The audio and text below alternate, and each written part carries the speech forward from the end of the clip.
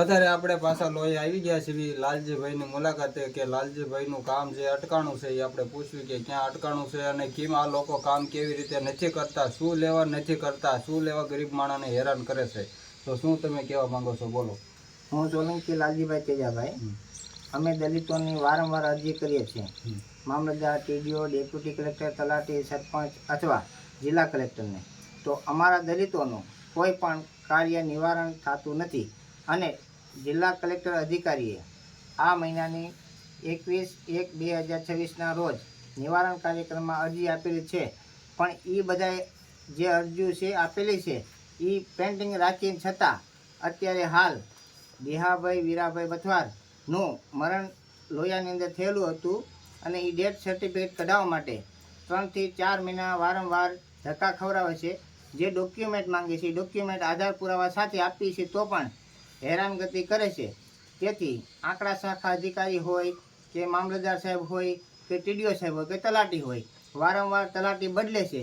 તેથી એમને ઉપરથી ભ્રષ્ટાચાર કરેલ છે, તેથી તે સરકવાની બારી કરે છે અને અમે નાના માણસો તકલીફમાં આવીએ છીએ અને અમારું કોઈ જાતનું કામ થતું નથી. તેથી લાલજીભાઈ તેજાભાઈ, ગામ લોયા. શા માટે આ બધા એવી રીતનું કરે છે, આ તલાટી બદલે છે? પણ તલાટી બદલવાનું કારણ એવું હોય છે કે ભ્રષ્ટાચાર હોય, એમના ગીસા ગરમ થયા હોય અને ઉપરથી પ્રેશર આવતું હોય તો બદલી કરી નાખે તો એની માથે કોઈ જાતનું પ્રેશર ન આવી શકે.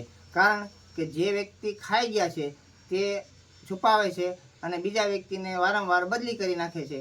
તો જે ખાઈ ગયા છે તેને બહાર ન કાઢવા હોય એના માટે વારંવાર ટીડીઓ સાહેબ અથવા જે તે કર્મચારી આવતા હોય તે બદલી કરી આપે છે. કેટલા સમયથી આવું ચાલે છે?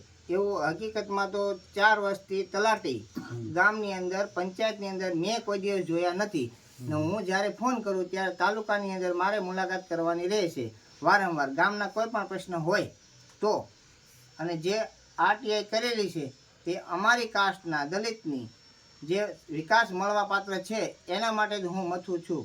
લાલજીભાઈ, તમે અત્યારે કામ શું કરો છો? ખેતીવાડી.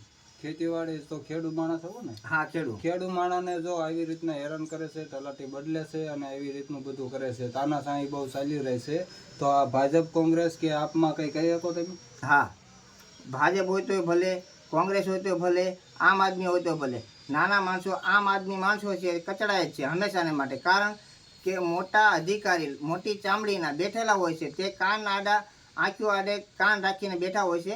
તેથી તે કોઈનું સાંભળવા કે દેખવા કે બોલવા રાજી નથી. આમ આદમી પાર્ટીનું તો બહુ જોર છે, તો એના માટે કંઈ કહેવો છો તમે? આમ આદમી પાર્ટી છે તે ખાલી પોતાની જે લોકો ભાજપના જૂના કાર્યકર્તા છે એને આગળ રાખી અને મત લઈ અને પોતાનો વિકાસ કરવા માટે જ મથી રહી છે.